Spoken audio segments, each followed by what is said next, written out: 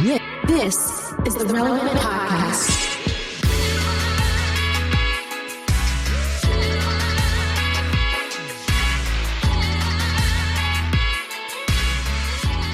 It's episode 1204, and it's the Relevant Podcast here in Orlando. I'm your host, Cameron Strang, and joining me from Loverland, Virginia is Jesse Carey. Hello, hello. From Nashville, our managing editor, downtown, Emily Brown. Hey, y'all. Hey, okay, so I have something I want to address real quick. Okay. We've been podcasting since 2005 or 7. It's a blur. I don't remember. We have done 1,204 hours of professional podcasting. That's a lot. Okay. Some of you regular listeners might have noticed that we missed Friday's show. True confession, we recorded Friday's show. We Derek and Marty and Emily and I had a great time. What? Well, okay, hold on. We got together and did a podcast. Four of us. 4 professional people whose time is valuable. Spent an hour entertaining you folks. We went to edit said episode on Thursday for the Friday morning post. And our time together did not exist. For the first time in 1,204 episodes, I forgot to hit record. Nobody noticed. And we did a whole show, and there's no evidence of it. And I just want to apologize. And it was amazing. It was the best show we've ever done. No. So basically, you guys had a Zoom call. Yeah. You had a very entertaining Zoom call. A very structured Zoom call where, that's what it was. The feeling in the pit of your stomach when you realize what happened, but it's too late to fix it. You know, I remember a story from very early, like back in the day, Jesse, where you were doing a magazine roundtable. It wasn't me. It wasn't me. It wasn't you? Who was it, Tyler? It was, yeah. Okay. It was after hours. It was for our music issue. And we were doing a roundtable of all these like leaders in the music industry, artists, you know, innovators. And it was like going to be the state of music 2016 or whatever it was. And we had, because of all the schedules, we had to record it at like 8:00 at night. Tyler worked late and forgot to hit record. And same thing happened. Hey, I came back from Lollapalooza one time doing God knows how many interviews, dozens over the course of several days. And none of them were on the multi-track recorder that we used. And there was something, the card got corrupted, but I always also use voice recorder on my phone. Like, and I had, you know, because I'm paranoid about that to the point of like anxiety. So 2 is 1, 1 is none. That is the rule for this. I was just saying, very early on at Relevant, there was one interview I remember with an artist. We had started and we were probably about 5 minutes in, and I realized I wasn't recording yet. And I was trying to like subtly start recording, but the program we use has this very noticeable countdown to start recording. So he stopped talking halfway through and goes, "Wait, what was that?" And I was like, "Yeah, I wasn't recording what you were saying." Like I had to like come clean about it. So then we had to fake the first question again. It was a whole thing. He was very nice about it, so thank you. But see, here's the thing though about like quality control and life. And this is a life lesson we can all learn. Okay. So like Jesse said, 2 is 1, 1 is none. Right. So for years when we were recording this show after COVID, we all went remote and we started doing it purely on Zoom. And then we moved to a different platform. We always had a local, every person on the cast had a local recording they were doing. And then we had the cloud recording we were doing. Well, we moved to this new platform a couple of years ago called Riverside, and it just like felt like an unnecessary step because like we never had an issue with Riverside. It was always perfect, great fidelity. Somebody's connection dropped. It had all these backups and ways that you can work around anything that comes up. So we've stopped doing that second local recording because it's like we haven't needed it until you need it. You know what I'm saying? Like, it's like, don't take your eye off the prize just because life is going good. You know, when things are going good, stay disciplined. Don't take your foot off the gas. Like, don't cut corners just because it's easier to. Life That's lesson, a sermon kids. right there. That's what I'm saying. Like, I got scared straight last week. I got scared straight. So My goodness. I was very intentional to hit record. There's a red dot. There's a timer going. I am verifying that we are recording. Yeah, right. Cameron messaged me about missing the recording, and I literally had the thought of like, hopefully this is just like, your grandparents, they can't find something that's so obvious. So I was like, I'll find it. Excuse me? Excuse me? Should we cut that out? Emily, that analogy, it works perfectly, I think. The one thing about taking broadcast journalism classes at ORU at a time when the media department was very out of date, they had a lot of old school like I helped with like the campus news, KORU.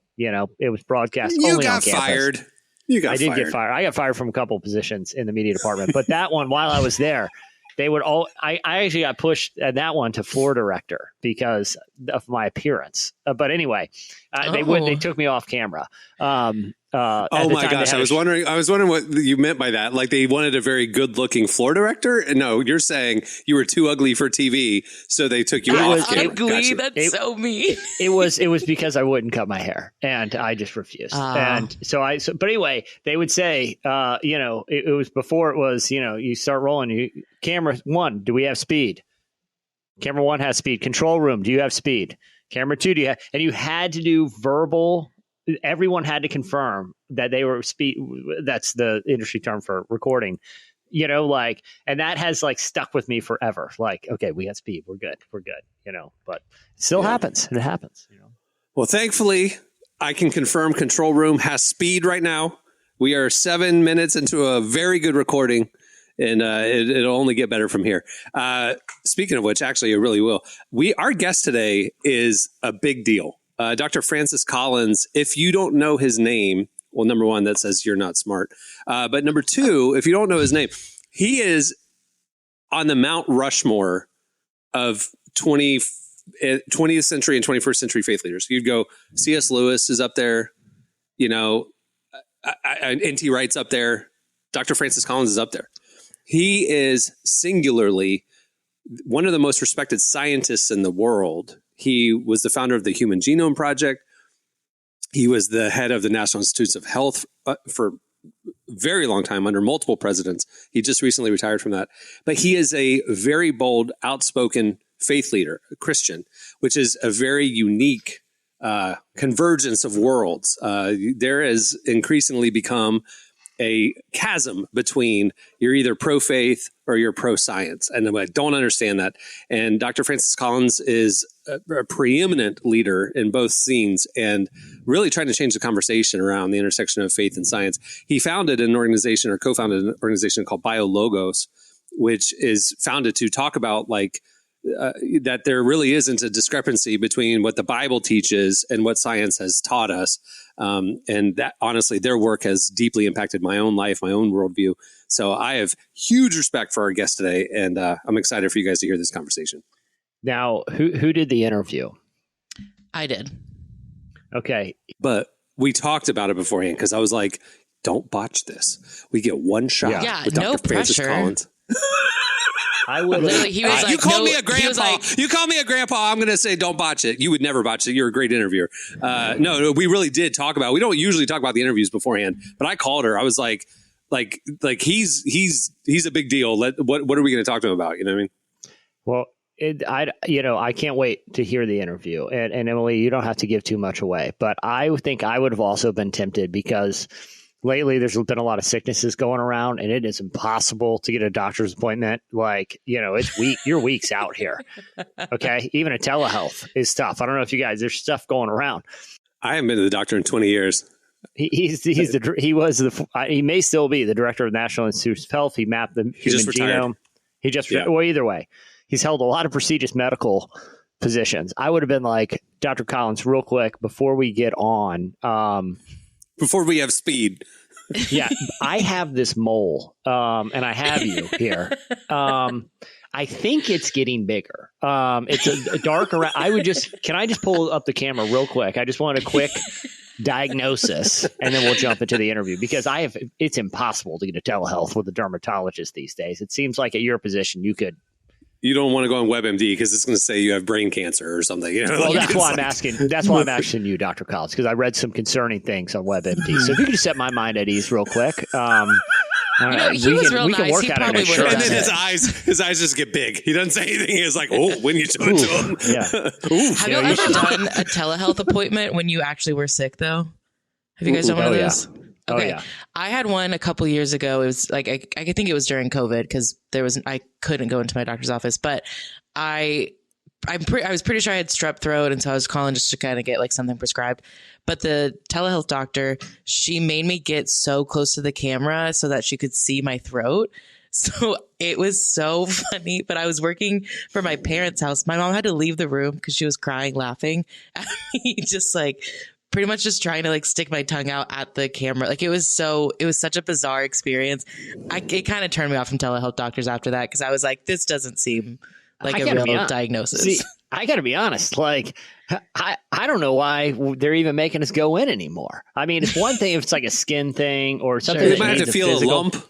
You might need to feel like, is that lumpy or not? Okay, I go to a neurologist regularly. There's no need. There's nothing we're doing like that can't be handled over FaceTime.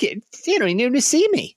Technically, I could do that. I could cover it in email. I could have an email appointment. I don't know why they're making me come in. I get for some, but there are certain ones that there is no need to physically be in the presence of someone. You know.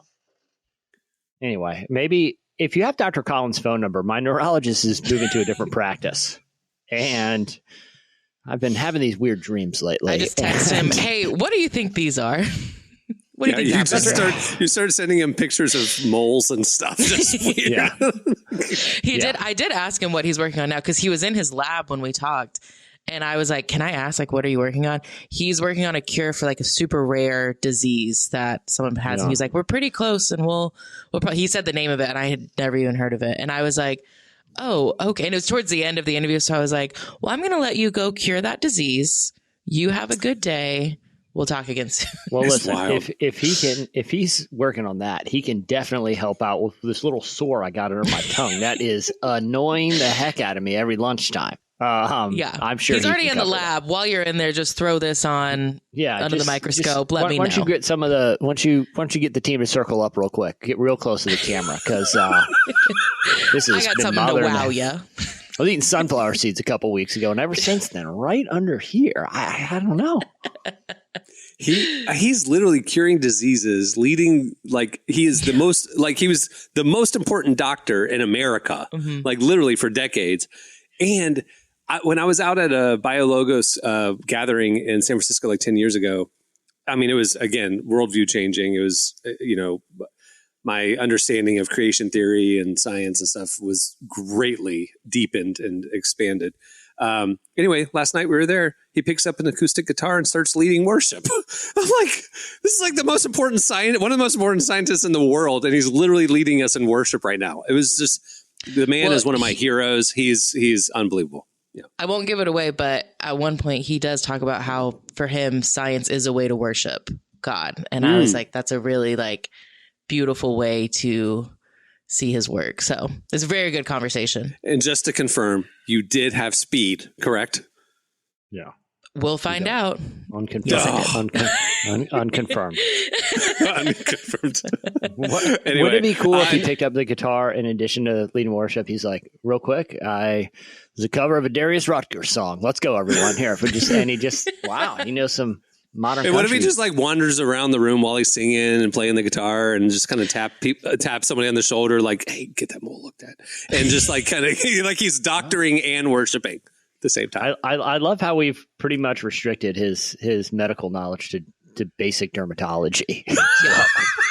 Yeah, he's curing rare diseases, and we're like, can you look at this mole? Yeah, something a third-year medical student could probably do as well. But yeah, we'll have anything him I can do about that. this ingrown toenail thing. It is gnarly. I think it's painful. Listen, doctor, here's what I'm asking: is it infected? Is it infected? Hey, what do I do about that? All right. And we also, at the end of the show, we have Would You Rather Fall Edition. Would you rather fall? Great. I'm calling it. Would you rather fall or not fall? I don't know. Yeah.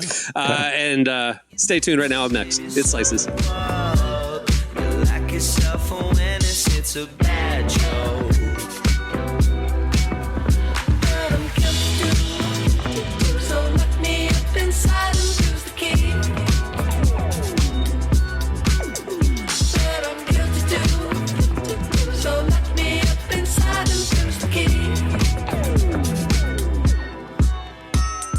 You're listening to Soft Launch. The song is Milkshakes. Today's podcast is brought to you in part by Mercy Ships. Globally, 5 billion people lack access to surgical care. In sub-Saharan Africa, there's only one surgeon for every 200,000 people. Mercy Ships provides free, life-transforming surgeries for people who have little to no access to medical care. They help the blind see, straighten twisted limbs, remove deadly tumors, treat cleft conditions, and so much more. With state-of-the-art hospital ships, they provide safe surgery to children and adults living with treatable conditions, and it's completely free of charge. They do all this work with an all-volunteer crew of professionals who donate their time and talents. Surgeons, stewards, nurses, engineers, and more make the world a better place. Your donation today provides free, safe surgeries to people in desperate need of help. All gifts are matched, so please donate today at mercyships.org/relevant. Today's podcast is brought to you in part by Tim Tebow's book, Look Again. Have you ever wondered what would change if you truly believed you were infinitely valuable to God? In his New York Times bestselling book, Look Again, Tim Tebow reveals the powerful truth that when we learn to see the image of God in every person, including those we struggle to love, everything changes. Tebow shares incredible stories from his work with people the world often overlooks, and it will challenge you to stand up to the lies, rediscover the worth that everyone has, and impact the world for good. Find Look Again by Tim Tebow, available now wherever books are sold. All right, it's time for Slices. What do you have, Jesse?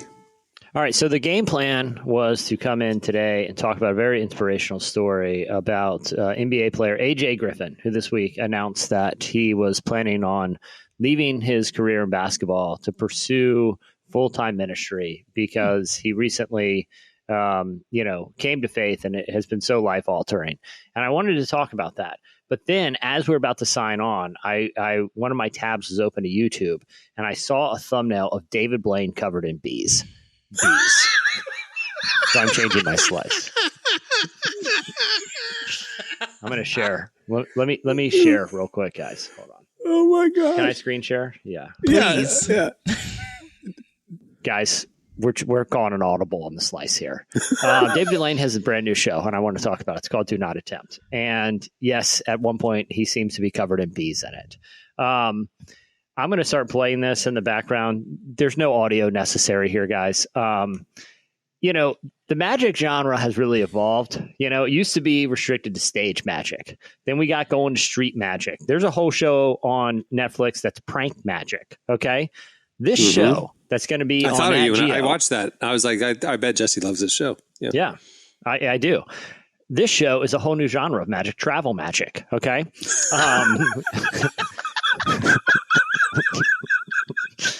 You got a said new that travel. so casually. Well, I'm saying we have prank magic, street magic, stage magic. Right. The 4 stages of magic. Yes, I'm caught up. So he's the Anthony Bourdain of magic now, is what you're saying. You're watching the trailer in the background. You tell me. Oh, You don't am. need to hear it. It feels like the Anthony Bourdain of magic, yeah. It's a travel magic show, and I'm very much looking forward to it. Where here he is, the bee guy. So he travels the world, and he attempts to do things that stunt people, performers do in their native countries, which seem pretty rural and remote, and a lot in what appears to be Southeast Asia. I'm talking jumping through flaming hoops. He kisses a cobra at one point, and according to the jump cut, almost gets bit right in the face. He at one point seems to be in some Scandinavian country where he's jumping off a glacier with an axe in hand. I don't know what even the trick is. Oh, there it is. But guys, there's a new genre of magic that's coming out next year. No, he's under the ice. That's why he has the axe. Yeah, but I feel like, magic is a genre. But hold on. But you keep saying magic. David Blaine is doing physical endurance stunts. I don't see what he's doing that's any different than a stunt person. I don't see this as magic/illusion stuff. What is this? It's just weird physical torture. How far can I push the limits? The closest it gets is like when you're, like the magicians who are like in the the suit where they're like tied up and they have to get out. Like, that's what I think it is. That's the point I wanted to make is like, Cameron, to your idea, where's the line between just being a stunt performer and an illusionist and magic? They are tied like I actually read David Blaine's book in college, which he does have a book. And it's basically about Harry Houdini. He's obsessed with Houdini, and Houdini understood that the line between, these kind of crazy, acts of escape or being buried alive or whatever, and performing magic tricks, it's a blurry line, and there's a degree of like performance that goes into it. Now he says in the trailer, these people are actually doing this stuff, which I'm sure they are, but there's still a degree of showmanship that magicians in particular utilize in these type of performances. So it's very exciting. Whole new genre. But let me ask you about this, because like the Harry Houdini thing, I understand, like he died because he was tied up underwater, like my understanding as a child. He got punched in the stomach. I think he was punched in the stomach. I think that's how he died. Oh, okay. See, I was vaguely remembering it. So I remember as a kid, like all boys, at some point you go through a magic phase. And I mean, I'm in an Orlando magic phase to this day, but I mean, I was actually into tricks. I was very much into them, got the magic set, did not have the discipline to perfect any tricks, and lost interest. And so, I remember there's a magic shop down at downtown Disney, and like we went in there and bought a bunch of tricks. Yeah. And I was like, I'm going to get serious about it. These are real tricks. I'm spending real money on them, and I never learned them. So but I had them for a long time. I was like, oh, I should learn those tricks. Anyway, I've always been tangentially interested in it. You're interested in it, you're into it. I come and go. Even as a kid, I wondered, like, the Houdini thing was positioned as endurance stunts. I'm going to be tied up, go underwater, and come out. Then David Blaine started doing things like, I'm sitting in a glass cube in Times Square for 4 weeks, and you can watch me 24/7, and I won't eat or sleep and whatever. And it's like, I'm sitting there going, well, is this a magic trick? Because like, is it an illusion that he has air or he has food and we just can't see it, and a sleight of hand, and he's fine and he's making us think that it's this unbelievable endurance? Or is he actually mind over matter? Like you hear about some like Indian gurus and stuff like that, where like they can push their body beyond physical limitations, normal physical limitations, mind over matter stuff. Is David Blaine doing mind over matter, and this is just literally endurance, and he's trying to push the limit? Or is he faking it, and we're all being duped? And I don't have clarity on that, whether it's Houdini or David Blaine. What are your thoughts? I think that's the idea, is that, magic, these kind of like performance stunts or mentalism, right? Which is a form of like, magic that usually involves mainly like talking, and kind of that guy that they take to NFL training camps, and he goes, I can't wrap my head around any of it. Like, it's so mind boggling to me, unless I'm like, he has 87 cards hidden all over the room with 87 different predictions, and then the guy says the thing and he's like, well, turn that card over. I was like, I'm trying to figure out how this mentalism thing works, and I just can't. Well, and that is the connecting tissue of the stunts of magic and of mentalism. They are a degree of performance that makes you question the line of what is possible. Right. And so, to your point, I think a lot of these kind of like when you see like a sword swallower, right? A lot of them have trained their esophagus and their stomach to, but it's still,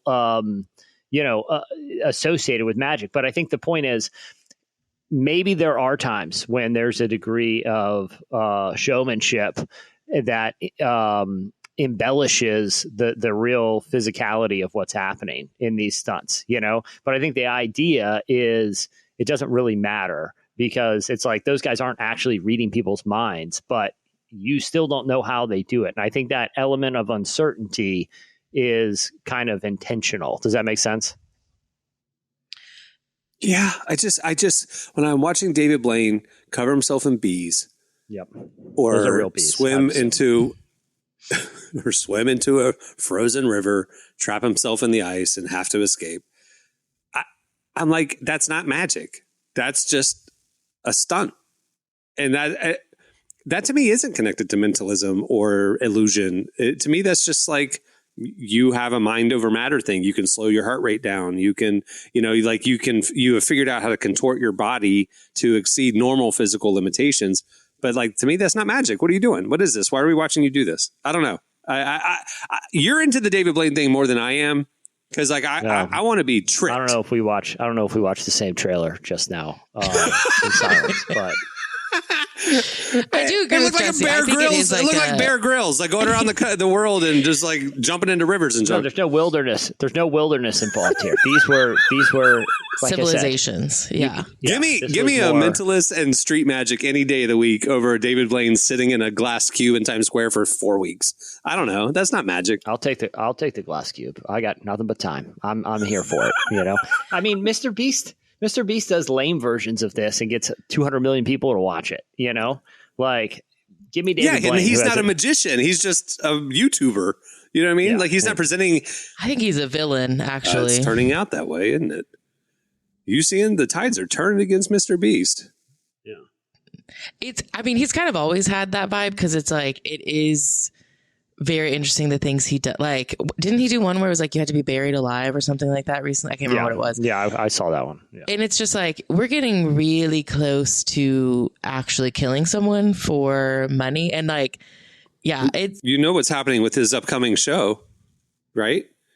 So they just filmed, he's doing a show, I think it was for Netflix. It's one of the streamers. And they just finished filming it. And 5 of the cast members have sued him for physical and psychological torture. And that even though they signed these waivers and stuff, that their experience far exceeded anything that they were told that would happen. And that he was misrepresenting the blah, blah, blah. And they're suing him. I feel like Mr. Beast personally kind of has had for the last year this kind of too big to fail kind of vibe. Like, I have hacked the system. I know how to get your attention, and I'm going to be the biggest thing in the world for the next 20 years. And I don't know, man. I think there's an undercurrent that's swinging back the other way. And now you're right. These stunts are just going so far that he's getting sued over them. Well, I think also part of it is like, there are people who genuinely like the amount of money he has, like if he could give them a portion of it would actually change their life. And so the fact that he's like asking them to almost like risk their lives just for money that could potentially change their lives, it's like, that feels very like, I don't know, like horror, sci-fi, evil. Yeah. It's like, you have the ability to help these people and you're making them go through literally like almost you're humiliating them. For views. And it's like, that's, Well, I actually have I'm not talking about the ethics of his content, but I actually have a different take, Cameron, that he wants to be like the biggest thing in the world. And like, is kind of this too big to fail.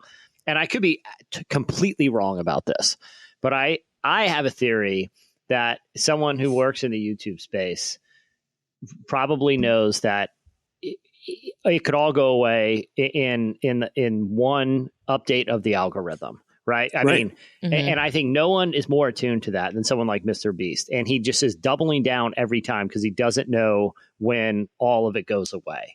And, like, I honestly think, well, I don't know if I honestly think it. I'm open to the idea that he knows that there is an end to the content that he's making, that it isn't it's not sustainable. It's not going to work on any other platform. It's not going to work on Netflix, right? Like, but I think he also knows, like, he is at the mercy of a website that he does not control, and that he keeps going bigger and crazier just because he knows, this could all go away tomorrow and I got to get as many views as I can before it does. I could be wrong about that. I could be, but I also... To that point, I'm sorry to cut you off. I think we got a lag. To that point, I've heard interviews with him where he's talking to other content creators and he has this hubris and this, I'm the best, come learn from my amazing wisdom. And the way he talks about it is, I'm too big to fail. I will be a billionaire by next year. I will be doing, because he's saying, regardless of YouTube, I'm spinning off these other businesses. I know how to crack whatever the algorithm becomes. I'm smarter than it. I'll know how to crack it. That's how he talks, which is a little off-putting as a content creator who is chasing the algorithm, but like, I'm just like, in the way, like Emily's thing about the ethics of almost like exploiting people who need money is just kind of like, I don't It's like know. a Squid Game I'm wondering kind of if situation. Yeah. it's Squid Game. I mean, if he could do Squid he Game, literally, he has done Squid did. Game. He Yeah, did. he did it. Yeah. Yeah. Anyway, he didn't kill anybody. Maybe he'll go the David Blaine route though and do travel stunt magic, whatever we're calling it. There's no victim. It does look like stunt. I was telling Cameron earlier this week, I have a friend whose dad is a stunt man and his specialty is setting himself on fire. And it is really interesting watching, like he showed a clip of us, or she showed us a clip one time of him being set on fire. And it was so weird to see him clearly not, covered in burns while he's doing all this. And that was maybe some magic. Jesse, get this. When she told me this story, I was like, wait, you grew up in Texas. Yeah. Why is there a professional stuntman in Texas? Yeah. He was Chuck Norris's stuntman. All the stuff about Chuck Norris Texas can do Ranger. whatever. No, Chuck Norris can, all the superhuman jokes is her friend's dad doing those things. Yeah. That's crazy. Well, because people would make the joke about like Chuck Norris can do all this and stuff. And my friend would be like, actually, my dad does a lot of that stuff. So I do think Chuck Norris did some things. Like, I don't want to say he didn't do anything, but he spins around and kicks a lot. Bigger, but I think he did his own spins, but a lot of the other stuff was my friend's dad. Does he look like Chuck Norris? I feel like to be someone's sort stunt of, double. Sort of. This was also because they moved to Texas for Walker Texas Ranger. That's like what he was doing. Nowadays, I don't think he does, but maybe when they were younger, he did. I feel like we need to get him on as a guest. Sorry, Dr. Collins. I feel like you've been bumped. Yeah. He's really great. He's been on Walking Dead. He was in Miss Congeniality. Like, he's done like a couple different. What stunts were in Miss Congeniality? He's at the very beginning. The way they there's a sting operation, whatever, in some dark restaurant, and he walks in and has a gun, whatever. I think he shoots at Sandra Bullock. Okay. So a little controversial there, but who among us hasn't? I mean, let's be honest. Not me. I would never shoot at Sandra Bullock. I would take a bullet for her. Not America's sweetheart. She's Miss Congeniality. She's up there with Anne Hathaway for me on the list of annoying actresses, but that's fine. Oh my gosh, I actually have to leave the show right now. I cannot be. I like both slander. of them. I like both of them. Yeah. Yeah, I forget Cameron's a half a hater. I never Anne will Hathaway be. is insufferable. I don't think Sandra Bullock is insufferable. Okay, I just think Sandra Bullock has a limited range of acting skills. She was very good in The Proposal. The 90s though, like The Net and Speed and junk like that, I just wasn't into her. She just wasn't.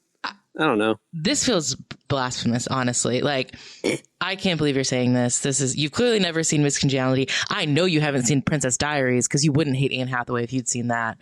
First of all, I have, and even more so cemented her standing in my mind. And I have seen Miss Congeniality. So you're not going to change my mind. It's fine. I think they're both right. great. If you want to have your wrong opinion, that's fine. I'll let you have your wrong opinion. Yes, you like things I don't. It is okay. I appreciate that about you. You like One Direction. You like Taylor Swift. It's all fine. We can like what we like. All right. What do you have, Emily? Well, speaking of your favorite person, Taylor Swift, I do actually have a slice about her that I wanted to talk about. Are you serious? We planned out slices. You never said Taylor Swift. We had other plans. They've changed. We have to talk about this because I've been thinking about it all week, and it's so funny. It's like probably one of the funniest stories I've seen in a while. A guy in Texas earlier this week spent $4,000 buying a Taylor Swift signed guitar. And the second he got it in his hands, he immediately smashed it with a hammer. Have you guys seen this video? Yeah. Yeah. He was like a point of pride. This liberal Taylor Swift, we're going to show her. And he beat the guitar. Yeah, exactly. And then did you see the follow-up story that she actually had not signed it? It was a fake signature. So he paid $4,000 to make some statement for something that didn't actually matter. I think it's the funniest thing. And I'm putting this out there because if he really wants to stick it to the Swifties and make them mad, I think he should give the money to me because I think it would be so funny and just really show off if he just gave me the $4,000.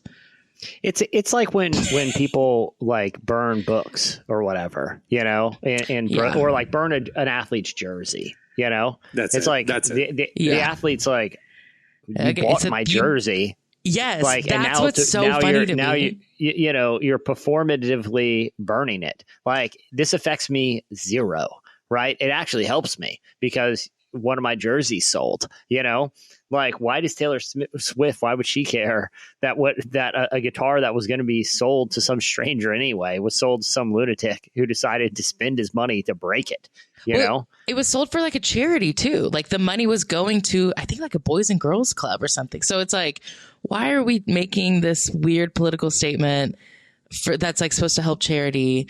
But it just turned out to be the funniest thing because it's like, you spent an insane amount of money on nothing that, like, this matters even less than you thought it did. And I just think this is really funny. How did it get auctioned as a signed thing when it wasn't signed? Like, how did they get away with that? They were saying it was signed, but then I think the person who gave it to them was like, hey, just to clarify, like, she didn't actually sign it. Basically, like, they they put her signature on it. Yeah, they almost like kind of replica. Like a replica of it. But like, Taylor Swift has never been anywhere near that guitar. I'm assuming he has some disagreement about her political stance. Yeah, sure. Did he articulate what his beef is? No. She endorsed Kamala. That's it. Yeah. He's a Just good old that. boy. I mean, but yeah, he brought a hammer to this charity so that he could hammer the guitar. And I will say, not the best guitar smash I've ever seen. He probably could have done a little bit better too. So I would have gone one really cool like power chord and then like, rock star smash Slammed it out with it. a hammer. yeah, that's my thing. I'm like, he brought a little baby hammer and I'm like, this is just embarrassing all around. Yeah, it's like a little ball peen hammer that if I was smashing a little birdhouse or something, I don't know why I would do that, but I would use one of those hammers. You go around smashing birdhouses, you know exactly what tool you're going to use. I do. I don't like birds to have homes near me that are. Gosh. The idea that birds, a natural creature, live in artificial homes. It seems just very unnatural to me. Birds have homes in trees and nest. And no, I agree with that. I think we should get rid of all birds. Personally, they're my least favorite animal. Not little fake tiny barns that we create. Jesse, I understand your beef with the bird houses. Like, give it back to nature. We don't need to domesticate these birds. I understand that. What you didn't pick up on, because I've had many conversations with her about this, is Emily hates birds. Because in Florida, I live on the lake here. We have birds, and we'll be on the phone. I'll be like, "Oh, there's a big old bird doing this thing." Yeah. It just catches my attention while we're on the phone, and she'll remind me yet again how she hates birds. Do you know why she hates birds, Jesse? What's the bird beef? She thinks that they are CIA drones spying on us. I think that's one reason. Like the birds aren't real, guy. That's satire. Well, there's a little bit of truth in satire, isn't there? I mean, in this case, no. It is actively a parody. It is a joke. It's not. I do think part of it is it's not really the robot thing. Although if it comes out to be true, I always believed it. I want that on record. It's really Dr. Collins is listening right now, and he's like, "Please get me off of this podcast." Like, I'm right so now. sorry, Dr. Collins. I believe in the mole science, but the bird science, I'm not sure about.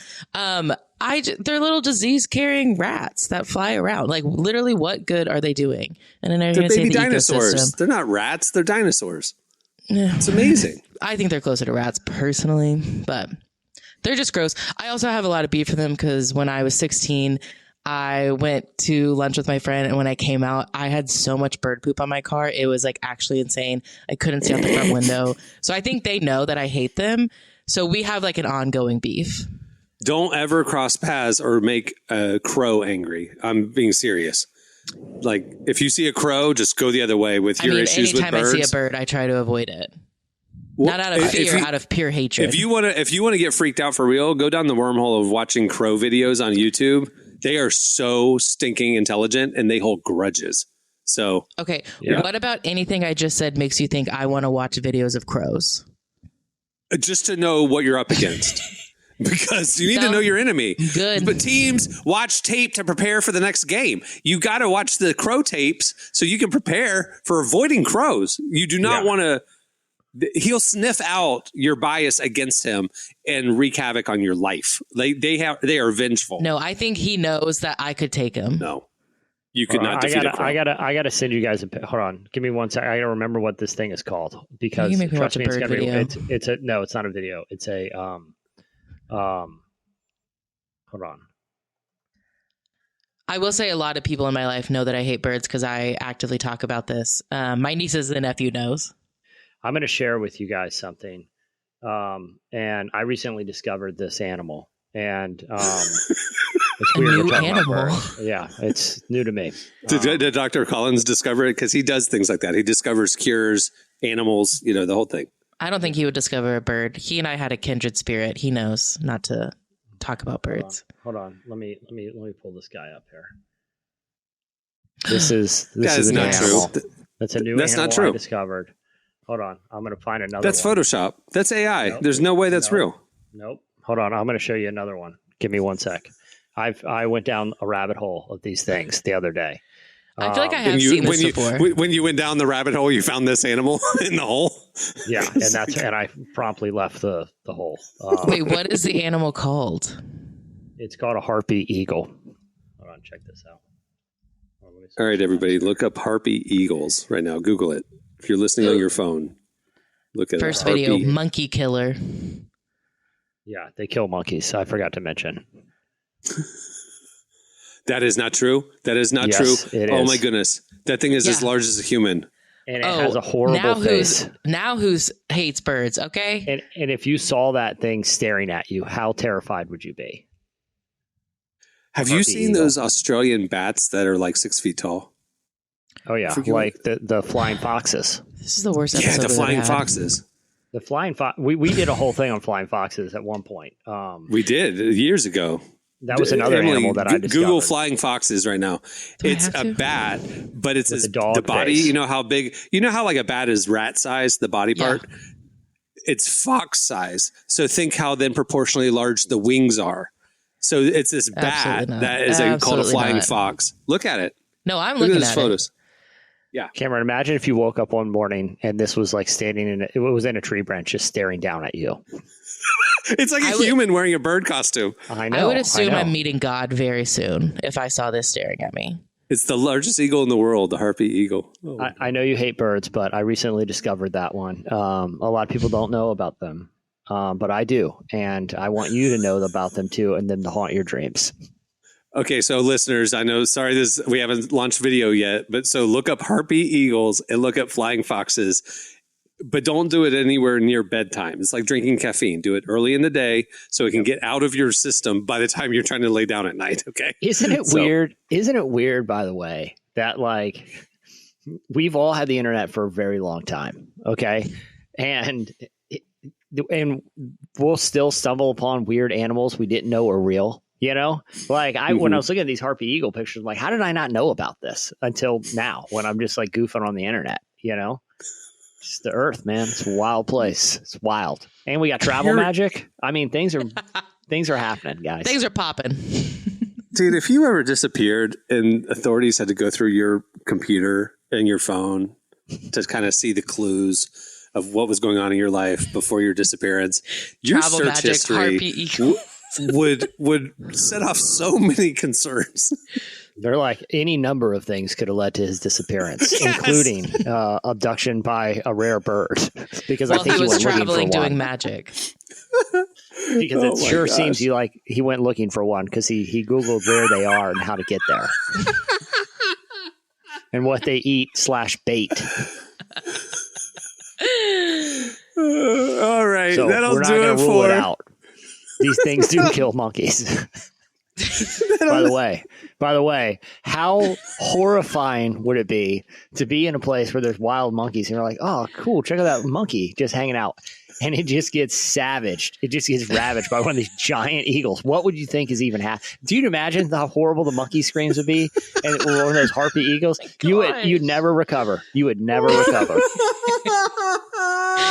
But it's nature, and so there's nothing you can do. I mean, it happens. It's just the way it is. This is why I avoid places with birds. Oh my gosh. Check out relevantmagazine.com, or we have neither of those stories. Neither of those stories are on the website. Okay, stay tuned. Oh my gosh, I'm so sorry. Stay tuned. Up next, Dr. Francis Collins joins us.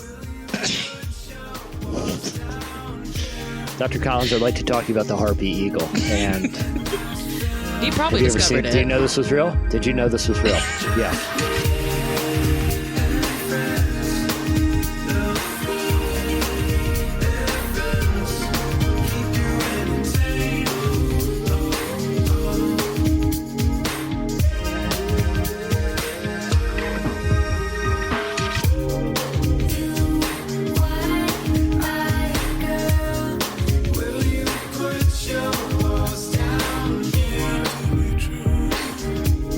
You're listening to Huron John. The song is Just Me, No Friends. Today's podcast is brought to you in part by John Mark Comer's book, Garden City, a book that speaks to the tension we all feel between work, rest, and purpose. The New York Times best-selling author John Mark Comer takes us to the scriptures to identify what it really means to be human and flips the script on the idea that who you are matters, not what you do. He shows that God created us for meaningful work and meaningful rest. Both matter. This book helps you ask and answer the big questions. Does God care where I work? Is there a direction for my life? So you can discern God's heart for your calling, your rhythms, and the way His Spirit wants to shape every part of your life. If you're longing for purpose and a more grounded way to live, check out the new hardcover edition of Garden City wherever books are sold. Well, today's show is brought to you in part by the new book, God, the Science, the Evidence. We talk a lot about faith, but how often do we talk about science in the same breath? You might be surprised to discover just how deeply the two actually agree. For centuries, science has been used to dismiss the idea of God, but today an intellectual revolution is underway. Modern discoveries in physics, cosmology, and biology are consistently revealing the same truth: creation isn't an accident. That profound reversal is what engineers Michel-Yves Bolloré and Olivier Bonassi investigate in their international bestseller, God, the Science, the Evidence. This book is a rigorous, evidence-based critique of materialism, inviting you to explore over a dozen scientific, philosophical, and historical domains. It shows that what was once seemed impossible, that science could point to a creator, is now supported by a vast and convergent body of evidence. With over 400,000 copies sold in Europe, this book is sparking a global debate. It's thoughtful, fascinating, and a powerful reminder that reason itself affirms the existence of God. Learn more and find out where you can purchase your copy today by visiting godthesciencetheevidence.com. Today's podcast is brought to you in part by Erwin McManus's book, The Barbarian Way. Some books don't just inspire you, they confront you. The Barbarian Way, now celebrating its 20th anniversary, is one of those books. If you felt the pull of God towards something deeper and wilder than the safe, predictable version of faith that we settle for, McManus reminds us that following Jesus was never meant to be tame. It's meant to awaken courage, passion, and purpose God placed inside us. He draws from the wild stories of Abel, Noah, Moses, Rahab, and others to remind us that following God wasn't meant to be tame. Safe faith isn't working. Step into the story God is writing for you. Choose passion, choose boldness, choose the Barbarian Way. Available now wherever books are sold. Well, our guest today is Dr. Francis Collins. He's not only a world-renowned scientist, he's also a Christian leader. He led the Human Genome Project from 1993 to 2008. He started BioLogos, a Christian advocacy group that supports the view that God created the world using evolution. He played a major role in developing a COVID vaccine. He also has been the head of the National Institute of Health under multiple presidents until recently retiring. He's a big deal. And he's here to talk to us today about how science and faith are connected in unity, not disconnected like so many people would like us to believe. His new book, The Road to Wisdom, explores how we can discover truth by using both scientific fact and faith in God. Here's our conversation with Dr. Francis Collins. Before we get into this, I would love to hear from you as both an outspoken believer and someone who has spent really their entire career playing a very pivotal role in the scientific community. How has science influenced your faith and vice versa? It has, absolutely. I'm not one of those who thinks the faith worldview and the scientific worldview have to have a firewall between them or something bad will happen. They coexist within me on any given day, including right now. And by the way, I didn't grow up in a faith tradition, and I'm kind of glad in retrospect because I think there's so much about faith traditions now that's added on to the foundation, various human attributes. Some of them are sort of anti-science. I never experienced that. I came to faith as a Christian at age 27 as a medical student, really trying to find answers to questions like, why is there suffering? And is there a God? And what happens when you die? And why am I here anyway? And why is there something instead of nothing? All of those questions that science has no answers to, but I thought they were important questions and I wanted to have a way to approach them. And faith gave me that. So now as a scientist, I'm just as rigorous as any scientist you'll meet about any kind of experimental data that you're going to tell me convinces you of something about nature, because that's how we have to do it. But I also think of what we're doing as scientists as exploring creation that's given as a gift to us by God. And so when you discover something about creation that wasn't known before, wow, that's a little glimpse of God's mind, and that makes it even more of an exciting moment than if it was just an intellectual adventure.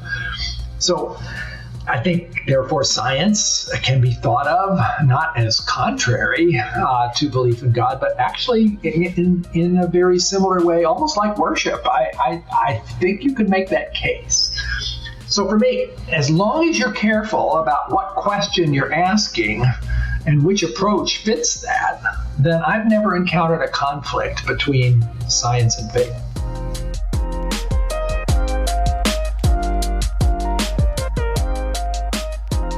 Well, you make a great case for this intersection of science and faith in your new book, The Road to Wisdom, which explores how they actually complement each other instead of work against each other. And that is not a common message people believe today. How did you come to this conclusion? I didn't really want to. I didn't really know that it was going to be important to try to write about this, but it grew on me over time, and ultimately I found I couldn't really walk away. I served as the director of the National Institutes of Health for 12 years. I'm a physician, a scientist, reporting to three presidents, Obama, Trump, and Biden. And particularly during COVID, where it became clear that we as a society had become awfully polarized, awfully divided, and at times unable to tell the difference between lies and truth, that we were in a pretty difficult place as far as our future. There is such a thing as objective truth, but if people start to deny that or accept alternative facts as if they are facts, then all kinds of things start to run off the rails. And if science is not something that people can trust because they don't like its conclusions, that also puts us in a difficult place. Facts don't care how you feel. They just are what they are. But if people are allowed to discount things that they don't really appreciate, where is that going to take us?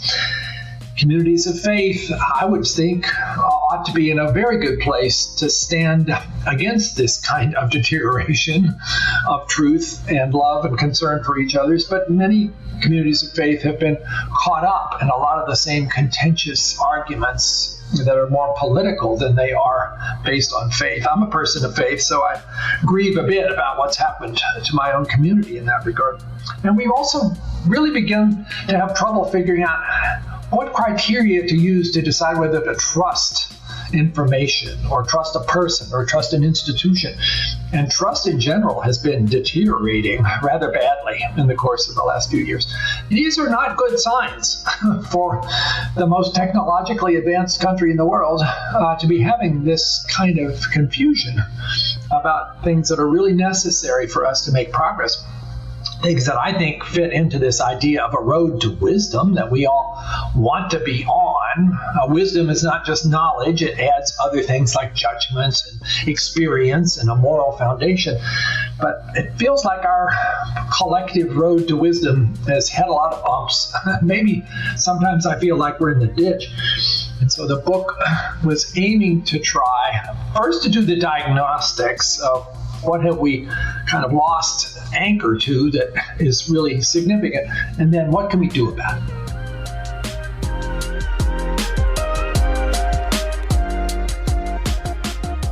Can you help me understand, how did we get to this place where we are so divided on something like truth? It starts quite a ways back. It's tempting for people to think, oh, it just happened in the last year or two, or it just happened because of COVID. No, it was there. Politically, you can go back to the 60s and 70s and see the early signs of this kind of divisiveness. It got a lot worse in the 1990s with politics become much more of a blood sport instead of an effort to try to compromise. And then certainly in the last 10 years or so, it's been very much in that space. And people have tended, therefore, to align themselves with like-minded people and then go off in their own particular tribal alliance and stop talking to the people who don't agree with them. Even to begin to say, well, they're not just misguided over there, those people are actually evil. And that's something that I don't think had reached quite the same level that it is now in a very long time. So it's been accelerating.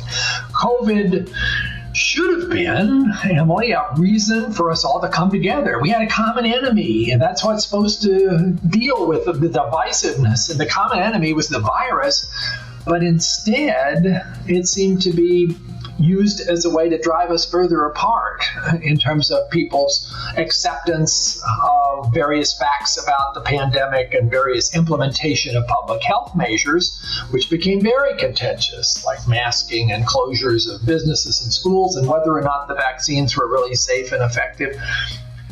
That, unfortunately, from my perspective, turned this societal divisiveness, which was already a problem, into something much more serious. In fact, something that took lives. The Kaiser Family Foundation estimates that between June of 2021 and March of 2022, when vaccines were freely available to anybody who wanted one, more than 50 million Americans said no. And Kaiser says, by their very careful analysis, 234,000 people died. So this culture war wasn't just about rhetoric, it took lives.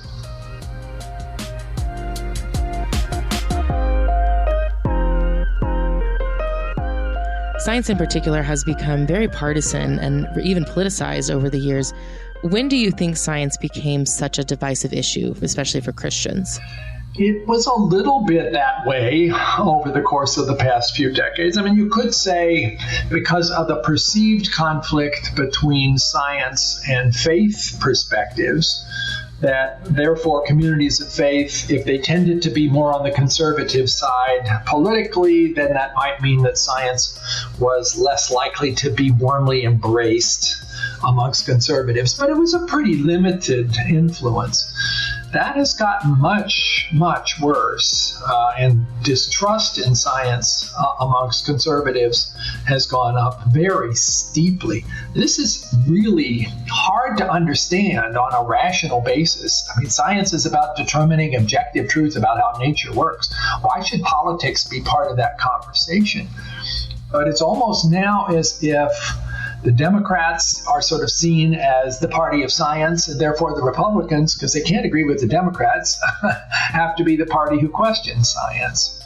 And when you look at the consequences, again, coming back to COVID vaccines and unwillingness to accept what was a very compelling case of safety and efficacy, that was a much stronger reaction for people who identified as Republican than those who identified as Democrat, which is so weird because that vaccine was developed during Donald Trump's presidency by a remarkable effort called Operation Warp Speed, which I was part of, which was mostly shaped by the Republican Secretary of Health and Human Services, Alex Azar, a really remarkable guy who did something amazing.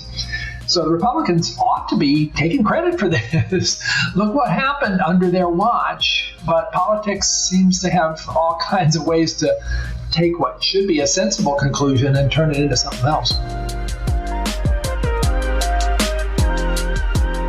I think a lot of us are aware that there is this split in this problem, but what can we actually do about it? Well, that's what I've been struggling with. I would love to think that leadership at the national level could bring us back together, but I don't see that happening. Various surveys of attitudes would say our politics is more divided than the public at large. So don't count on the politicians to bring us back together. There's such a force now in the Congress, for instance, to move yourself to the sort of more extreme positions, because that's how one gets attention. And if you're always running for the next election, you need attention, which means a lot of politician attitudes and behaviors are not about governing. They're about performance of some sort of scene in front of videos or cameras or microphones to basically grab attention. And it's quite troubling to see that. I mean, I've lived in this environment because I'm a federal employee and have been so for 31 years and have had the chance to work with multiple members of Congress over all those years and have grown to greatly admire many of those heroic figures. But now it just seems like we've lost that view about what it means to try to be a governing body. And it's more about how to cause more attention to happen for something you just said. So we're not going to get it that way. I think if there's going to be a solution, it's going to come from each of us. We are, after all, the grassroots. We are, as More in Common has called it. That's a group that's done careful surveys of society. We're, most of us, part of the exhausted middle. We're not out there on the left fringe or the right fringe. We're like, what happened to us? We might be tilted a little bit to the blue or the red side of politics, but it's not what drives us. It's not our identity. Some of us, like me, are believers. A lot of us are skeptics. But we all have in common this desire to get our country back. And I think we're ready to move from saying things shouldn't be like this to saying I shouldn't be like this. I'm not going to be tolerant of this kind of circumstances if there's nothing I can do. I'm going to try to see how I can help. And so in the book, in the last chapter, is a whole list of actions that I think individuals who are motivated could start to take. And that includes being willing to try to build bridges to people on the other side of an issue instead of staying away from them. And that requires some investment of time and patience, because you have to learn, once again, how to listen. Hear somebody else's view, really hear it, understand it, not plan your snappy response. And we haven't really practiced that very well lately.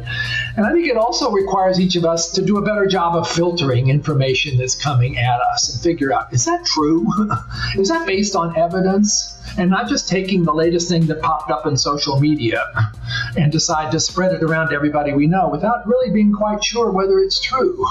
Because we're all sort of part of this network that seems to be so good at distributing grievances and anger and fear, and not so good at distributing truth. But that's us. We're part of that. And we have a chance, I think, collectively, to try to turn this into a circumstance that would lead to a country that we would grow to love and admire again, instead of all of the hurts and pains and distress and heartbreak that we see right now.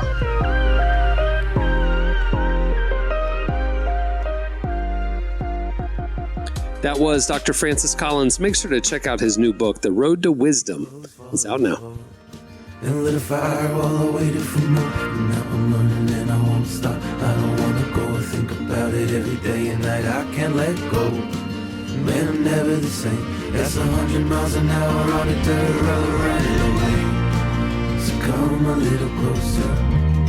There's something I could tell you. You were such a roller coaster. And a killer queen you are.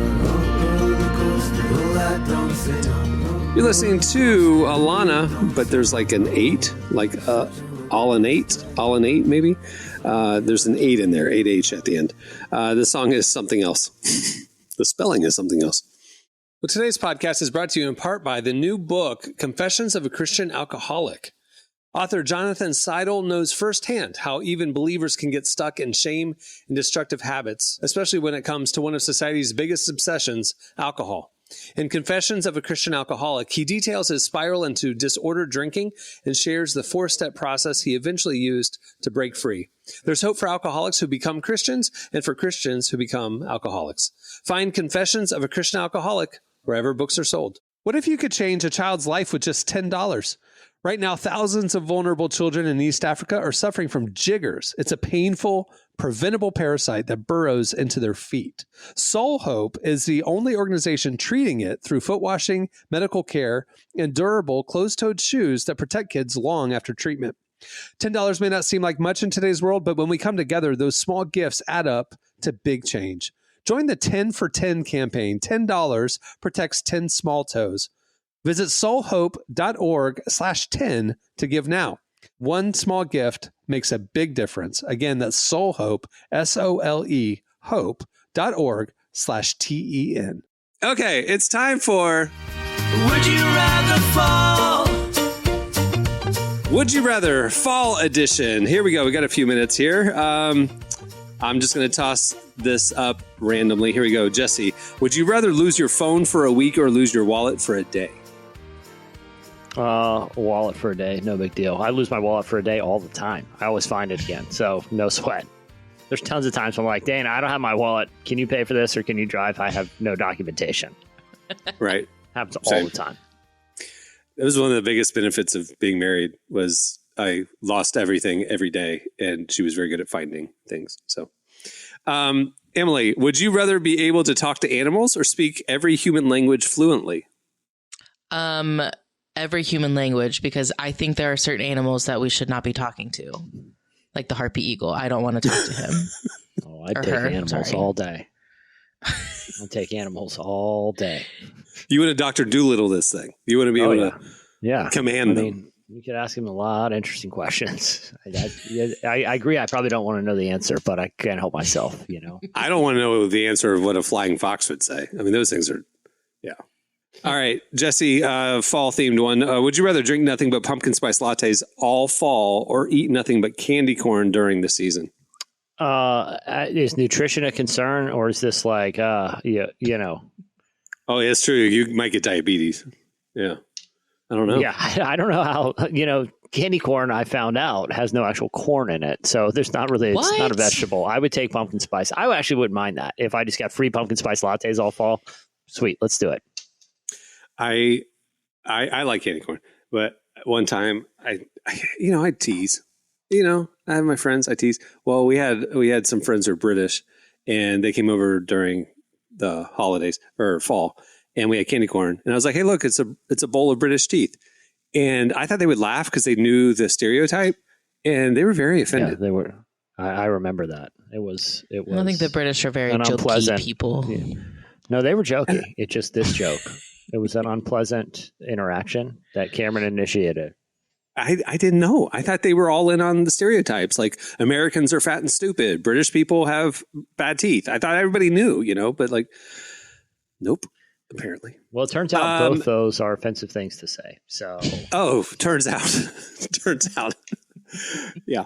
I wonder why I don't have very many friends. All right.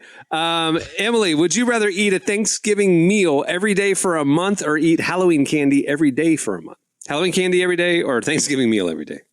I feel like Halloween candy, because like I do love a good Thanksgiving meal, but that's a lot of that's heavy food, at least in my house. So I'll go with some sweet treats every day. There you go.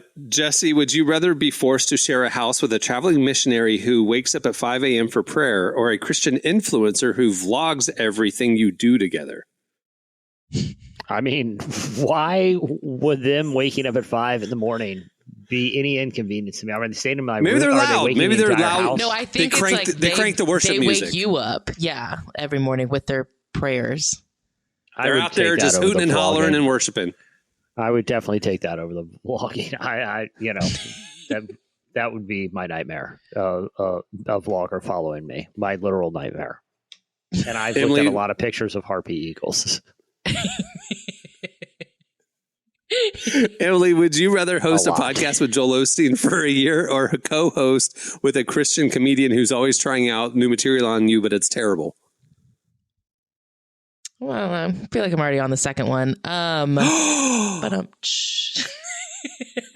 Grandpa's. Hold on, say that again. Oh, the would you rather was, would you rather host a podcast with Joel Osteen for a year or co-host with a Christian comedian who's always trying out new material on you, but it's terrible? And she said we were the second one. I said someone on here could be the second one. I didn't say who. Anyways, I'm going to pick the second one because I do not want to do a podcast with Joel Osteen. No offense, Joel. So I guess slight offense because I'm not picking him, but yeah, I would have no beef with that. I don't. Yeah, I don't know what we talk about, but we could chop it up. It's my gift. Well, you could do what we did in the early days of our podcast, and you could spend the entire hour playing the Your Best Life Now board game, the Joel Osteen board game. I'm sure he would enjoy that. I'm sure I'm pretty certain he's not familiar with most of the things that were licensed after that book. So I'd like to introduce him to it, and force him to play it because we subjected ourselves and our listeners to that game in like 2007. Yeah. All right. Jesse, would you rather spend every weekend in October running a church pumpkin patch or spend every Saturday at a fall craft fair booth? Fall craft fair booth. That'd actually be, the pumpkin patch would actually be pretty fun, and there's not a lot of work. You're just sitting around, a bunch of pumpkins, maybe you rearrange them here and there, but a craft, you got to know about crafts and you're probably crafting. That sounds terrible.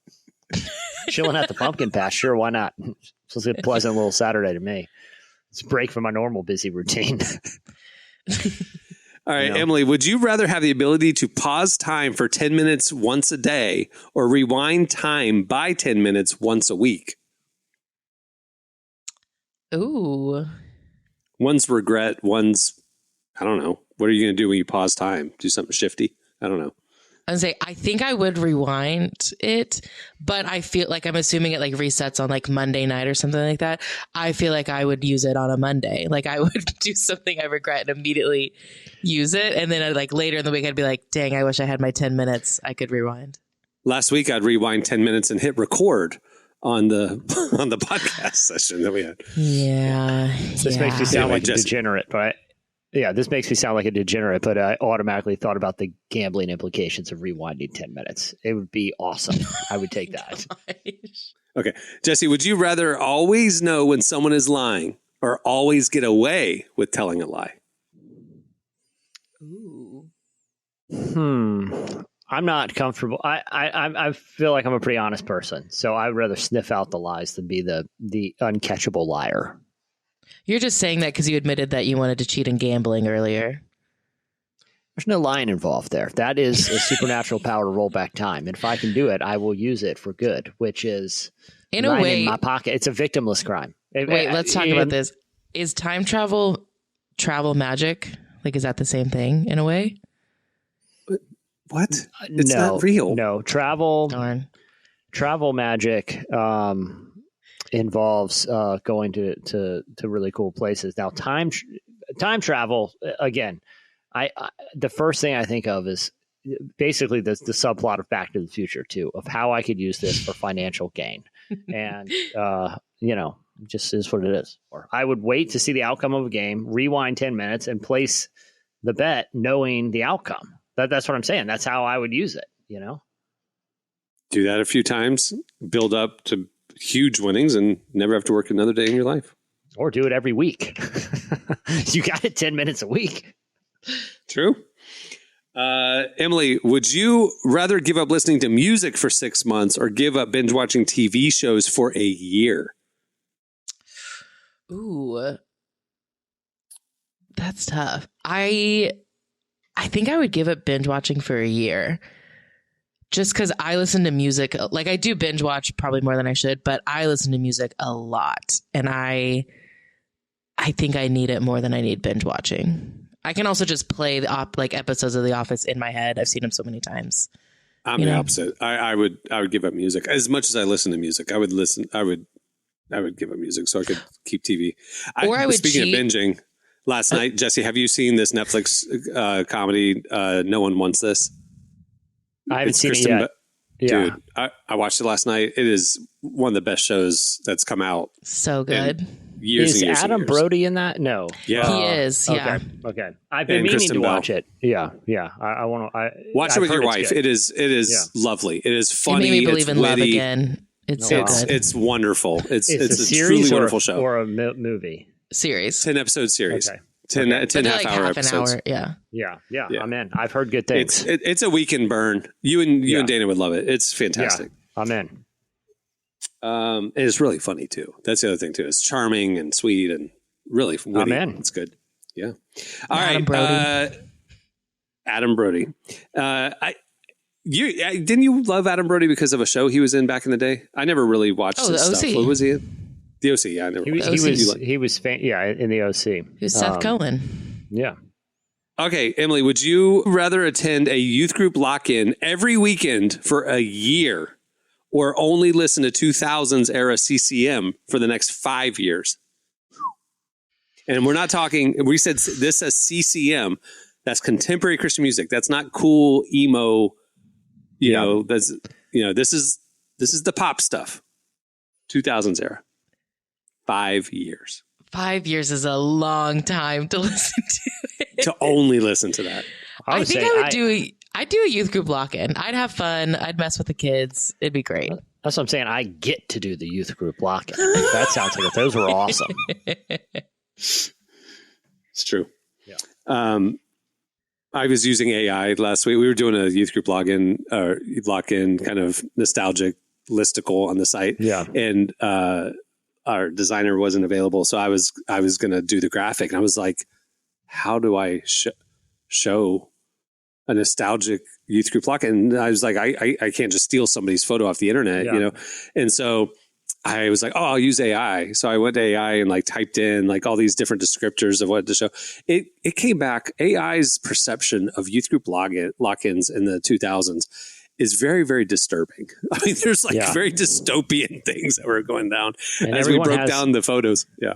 And everyone has like 11 fingers too. It was very, very creepy.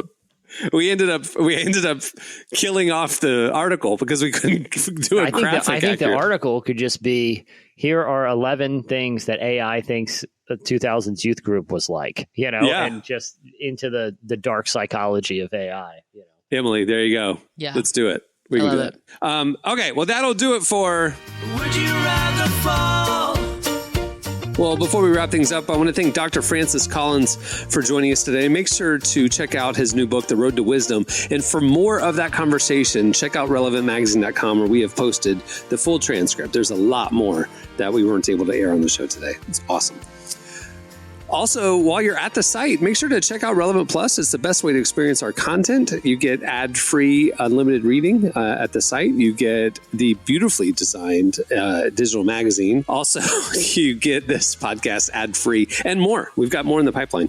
Can't wait for Relevant Plus subscribers to see what we're doing. Also, make sure to sign up for Relevant Today, our daily newsletter where we send you our top 5 trending stories right to your inbox every weekday morning. And follow us on all the socials to not miss a thing. Like I said, we have some announcements coming in the coming weeks. All right, on that note, we'll wrap it. I'm Cameron Strang. I'm Jesse Carey. I'm Emily Brown. We'll see you on Friday. We promise we will hit record and there will be a show on Friday. All right, have a great week, everyone.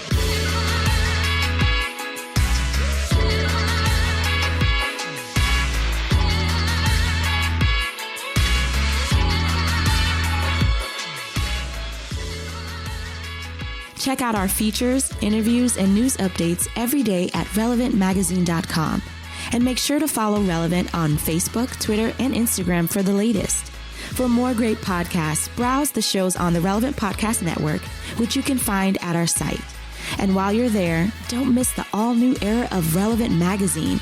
A new issue releases every other month at relevantmagazine.com.